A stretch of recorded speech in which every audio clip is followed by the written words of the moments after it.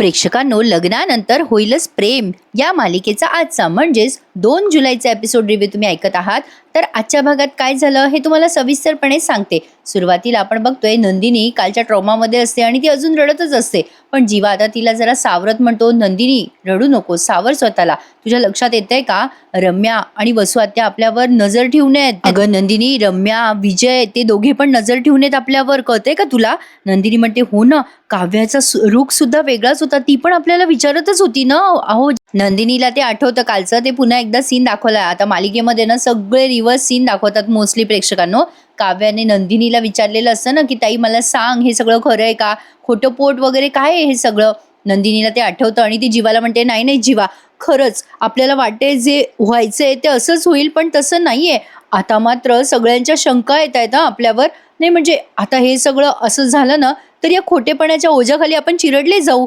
जीवा म्हणतो, तू शांत हो बरं, तू टेन्शन घेऊ नकोस, आपण आत्ता सावरलं ना सगळं दोघांनी मिळून, आणि यापुढे कोणाला संशय येणार नाही ना, असं काहीतरी करू आपण. आपण जोर एकत्र आहोत ना तोवर आपलं कोणी काही करू शकत नाही ग नंदिनी. नंदिनी म्हणते, हो जीवा, आपण कायम सोबत असू ना.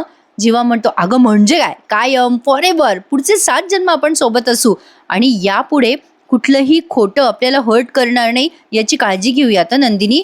नंदिनी आणि जीवा असं म्हणून एकमेकांना पुन्हा एकदा मिठी मारतात.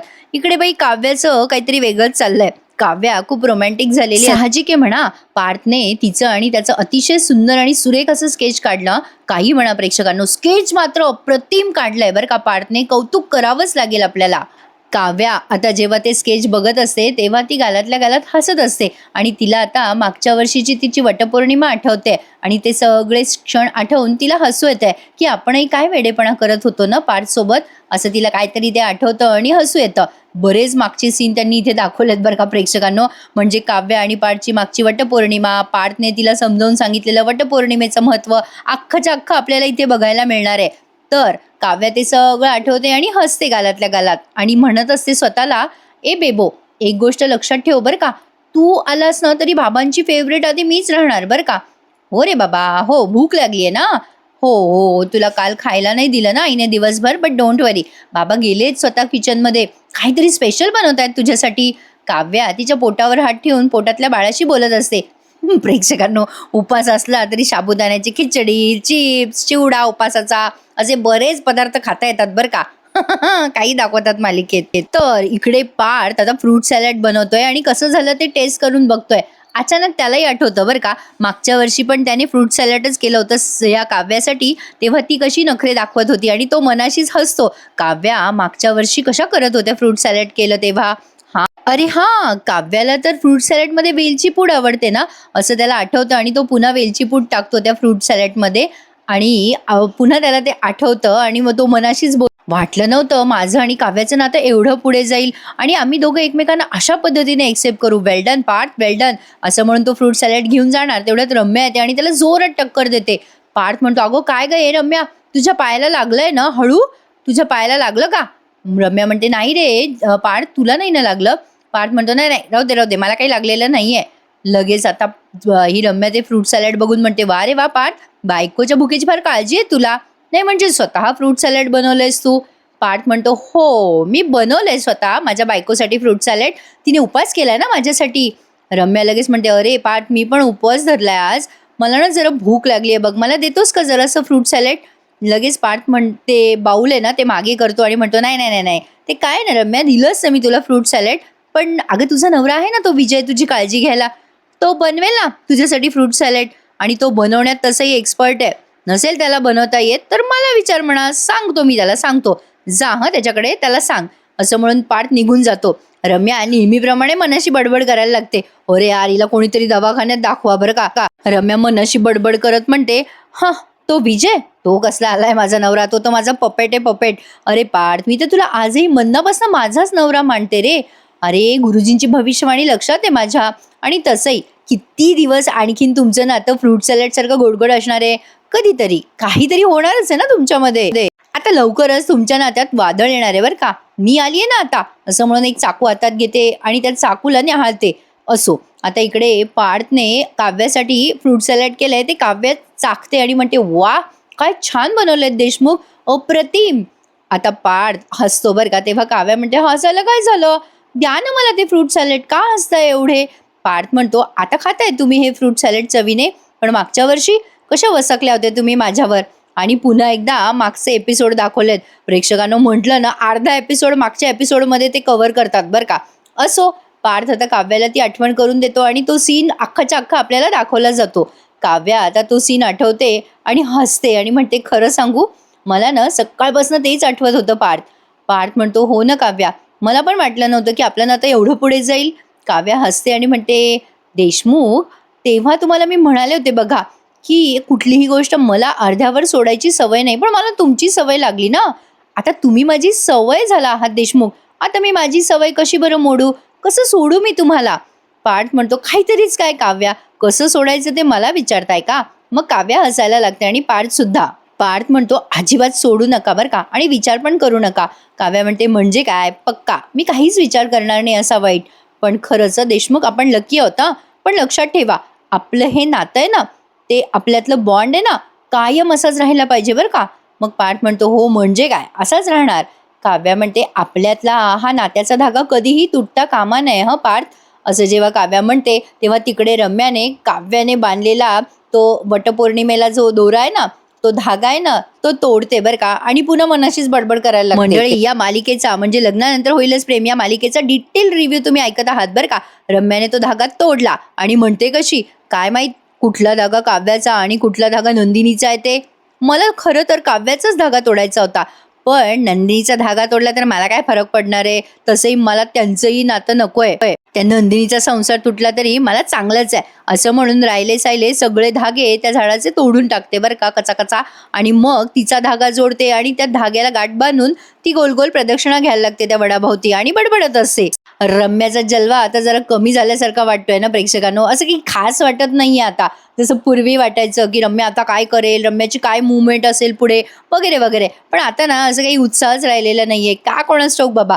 रम्या आता ते वडाच्या झाडाला फेऱ्या मारत म्हणत असते, मी माझ्या पार्थला मनापासून नवरा मानलाय आणि म्हणूनच मी माझ्या पार्थच्याच नावाने वडाला फेऱ्या मारते. मला खात्री आहे, एक ना एक दिवस पार्थ माझा होणार आहे. मंडळी, मला असं वाटतंय की पार्थच्या पोरा सोराची लग्न होतील, तोपर्यंत रम्या म्हणत राहील, काही झालं तरी पार्थ माझाच नवरा आहे आणि मी त्याला मिळवणारच. अशीच गंमत आठवली म्हणून शेअर केली. असो, तर आता रम्या म्हणत असते, ग्रहताऱ्याशी झगडून हातावरच्या रेषा पुसून मी पार्थला मागेल. माझ्या पाठीशी देव आहे, युनिव्हर्स असेल आणि ते ऐकत असेल ना, तर पार्थ माझा होणार आणि नक्की तो माझाच होणार. तसे गुरुजी म्हणालेच की त्यांना काव्याच्या हातात बाळ दिसलंय, पण ते बाळ काव्याचं आहे असं कुठे म्हणाले गुरुजी? काव्याला जर बाळ झालंच नाही तर? पार्थ आणि काव्यामध्ये बाळ न झाल्यामुळे भांडणं झाले तर? अरे वा देवा देवा, असंच होऊ दे, सगळ्या गोष्टी अगदी वेळेतच जुळून येऊ दे. असं म्हणून रम्या आता तो तिचा फेरा जो आहे ना वटपौर्णिमेला ती मारते, ते फेरे पूर्ण करते आणि तिच्या घड्याळात बघते 11-11 झालेले असतात बरं का प्रेक्षकांनो. ते नेहमीच नाही का या सिरियलमध्ये 11-11 झालं की युनिव्हर्स ऐकतं वगैरे, असं काही नसतं बरं का. काही दाखवतात मालिकेत, सिरियसली असं काही नसतं. असो, रम्या आता ते घड्याळ बघते आणि खुश होते मनाशी आणि निघून जाते तिथून. इकडे नंदिनी नेहमीप्रमाणे टेन्शनमध्ये असते. मग जीवा तिच्यासाठी चहा आणि टोस्ट घेऊन येतो आणि म्हणत असतो, ए चकाचक बाई, अगं कुठे तंद्री लागलीये तुझी, हे बघ काय आणलं तुझ्यासाठी. नंदिनी म्हणते, अरे हे काय जीवा? जीवा म्हणतो, अगं 12 वाजून गेले, वटपौर्णिमेचा दिवस संपलाय, आता ना तू खाऊ शकतेस आणि तू खाल्लं तर मलाही खाता येईल ग थोडंसं, प्लीज खा ना. त्याने तिच्यासाठी टोस्ट आणि चहा आणलाय. नंदिनी म्हणते, अरे वा, स्वतःच्या हाताने तुम्ही चहा बनवला, टोस्ट आणले, एवढं प्रेम. जीवा म्हणतो, अगे चहा मी बनवलाय, फक्त टोस्ट वगैरे ते बेकरीवाल्याने बनवलेत, मी कुठे बनवलेत, ते बेकरीवाल्याचं प्रेम. नंदिनी म्हणते, चला काहीतरीच. जीवा म्हणतो, अगं तू पण मागच्या वर्षी माझी इतकीच काळजी केली होतीस ना, आठवतं का तुला? मागच्या वर्षी तू पण माझ्यासाठी टोस्ट आणि चहा आणला होता. आता तेव्हा त्याला लागलं नव्हतं का, त्याने ते टॅटू असं जाळलं होतं, तेव्हा तो ॲडमिट होऊन दवाखान्यातून परत आला होता. ते सगळे क्षण मागच्या वर्षीचे यांना पण आठवले आता. ते सगळे त्यांचे आयुष्यातले मागचे क्षण आठवल्यावर ते हसतात. नंदिनी म्हणते, म्हणून तुम्ही चहा घेऊन आलात का माझ्यासाठी? जीवा म्हणतो, अगं म्हणजे काय, आयुष्यातले सगळे क्षण आपण एकमेकांना वाटून घेतो ना. आता त्याने अर्धा कप चहा नंदिनीला दिलाय बशीतनं आणि त्याने अर्धा कप कपातनं घेतलाय जीवाने. आता दोघं चहा पितात, फुर्र करून आवाज करून चहा पितात. जीवा म्हणतो, काय ग चकाचक बाई, फुरके मारून चहा कोण बरं पितं? नंदिनी म्हणते, ज्यांचं मन साफ असतं ना ते असे आवाज काढून चहा पितात. पण बाय द वे, प्रदक्षिणा घेताना तुम्ही जी कविता म्हणालात ना ती खूप सुंदर होती हा. जीवा म्हणतो, थँक्यू. त्यावर नंदिनी म्हणते, काय हो जीवा, तुम्ही कधी पण कविता करू शकता का? जीवा म्हणतो, अगं म्हणजे काय, तुझ्या माझ्या नात्यावर मी केव्हाही कविता करू शकतो. नंदिनी म्हणते, खरंच कधी पण? जीवा म्हणतो, अगं तू बोल फक्त. नंदिनी म्हणते, मग चला आत्ता करून दाखवा बरं लगेच. जीवा म्हणतो, आत्ता लगेच? अरे माझ्या समोर एवढं मोठं इन्स्पिरेशन बसलेलं असताना कविता काय चीज आहे? थांब थांब, करतो करतो. हा, सगळ्या वादळातून तरून जाईल आपल्या नात्याची होडी. सगळ्या वादळातून तरून जाईल आपल्या नात्याची होडी. मग नंदिनी म्हणते, हळूहळू वाढत जाईल जीवांदिनीच्या नात्याची गोडी. मग जीवा म्हणतो, कमाल आहेस यार नंदिनी, तू क्या बात है. मग जीवा पुढे म्हणत असतो, एक सांगू तुला नंदिनी. मग लगेच नंदिनी म्हणते, माहिती आहे, आय लव्ह यू टू. जीवा म्हणतो, वा वा वा, क्या बात है, इस बात पे टोस्ट हो जाए. आता नंदिनीने जीवाच्या कपात तो टोस्ट बुडवला आणि खात आहेत दोघे जण. आणि इथे मागे बॅकग्राऊंडला लग्नानंतरचं गाणं चालू आहे. आणि हो, बाहेर पाऊस पण सुरू आहे बरं का मंडळी. मला सांगा, पाऊस सुरू असताना तुम्हाला घरात अशी मस्त अशी वस्तू एखादी काय खावीशी वाटते बरं, आणि कुठलं गाणं ऐकावंसं वाटतं, मला नक्की कमेंटमध्ये सांगा प्रेक्षकांनो. आता इकडे सुद्धा काव्या आणि पार्थ दोघे जण खात असतात आणि एकदम विजा चमकतायत आणि ते त्यांचं स्केच आहे ना, ते स्केचवर जास्ती फोकस केलाय आणि असं ढंचिक ढंचिक म्युझिक वाजवलंय. असो, आता पहाट झाली आहे आणि आर्या वैतागलेली असते तिच्या पिऊनवर. ती पिऊनला फोन करून म्हणत असते, काय यार, तुम्ही साधा माझा टिफिन अरेंज नाही करू शकत का? मला भूक लागली आहे यार. अरे माणूस भुकेने मरतोय, आता काय ते मेल्यावर त्याच्या 13व्याला जेवण पाठवता का? काय माणूस आहे, असं म्हणून ती वैतागून खाली बसते. तेवढ्यात तिला नंदिनीचा कॉल येतो. आर्या फोन नंबर न बघता जोरात वैतागून म्हणते, काय आहे, कशाला फोन केलात पुन्हा? नंदिनी म्हणते, अगं अगं अगं आर्या, मी बोलते, अगं एवढं वैतागाला काय झालंय? आर्या म्हणते, अगं नंदिनी, चांगली टिफिन सर्व्हिसच नाहीये माझ्या आयुष्यात. नंदिनी म्हणते, अरे बापरे, तू अजून जेवली नाहीयेस का आर्या? आर्या म्हणते, नाही ना अगं नंदिनी, अजून जेवण आलं नाहीये. नंदिनी म्हणते, काय ग आर्या, अशी कशी मुलगी आहेस? गरोदरबाईने एवढ्या वेळ असं उपाशी राहू नये. आर्या म्हणते, ए नंदिनी, तू हे सगळं प्लीज आता सध्या बोलू नकोस, मला आधीच भूक लागली आहे. जीवा म्हणतो, अगं ए आर्या, आम्ही येऊ का तुझ्यासाठी जेवण घेऊन? तेवढ्यात तिथे आर्याचा टिफिन आलाय. मग आर्या म्हणते, नाही नाही ठीक आहे, राहू द्या, माझं जेवण आलंय, मी नंतर बोलते.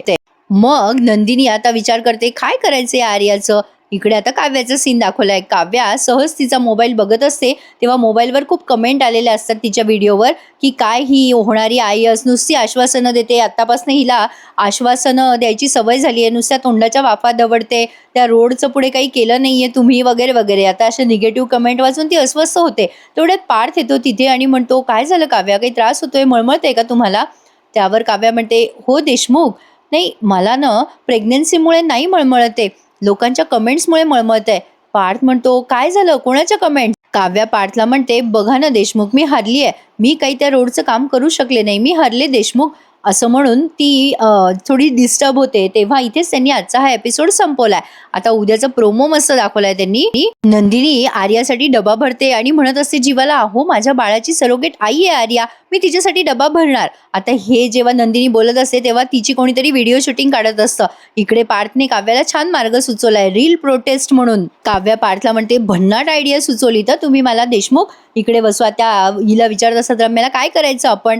आता रम्या म्हणते, त्यांना माती लागेल ना झाडं लावायला, आता त्यांना माती पुरवू आणि त्यांच्या आयडियाची माती करू. आता काव्या आणि पार्थ झाडं लावत असतात त्या रोडवर, तेव्हा कोणीतरी तिथे आलंय. तेव्हा काव्या म्हणते, देशमुख तुम्ही बोलवलत का यांना? पार्थ म्हणतो, नाही मी कशाला बोलवू यांना, आता कोण तिथे आलंय आणि हे कुठल्या रोडवर झाडं लावताय याचा अंदाज आपल्याला उद्या कळेलच. तसं ते त्या IIP रोड का कोणता VIP रोड आहे तिथे झाडं लावताय बरं का. असो, आता उद्याच्या भागात काय होईल ते कळेलच. आणि मंडळी, आपला TTMचा एपिसोड अजून आला नाहीये बरं का, आला की लगेच देते तुम्हाला. चला तर मग आजचा हा एपिसोड रिव्ह्यू कसा वाटला सांगा मला. आणि बाईचा आशीर्वाद एपिसोडचा रिव्ह्यू दिलाय बरं का आज, नक्की एन्जॉय करा. चला तर मंडळी, उद्या भेटूयात पुन्हा एकदा लग्नानंतर होईलच प्रेम या मालिकेच्या नवीन एपिसोड रिव्ह्यू मध्ये. तोपर्यंत टेक केअर बरं का मंडळी, काळजी घ्या स्वतःची. धन्यवाद.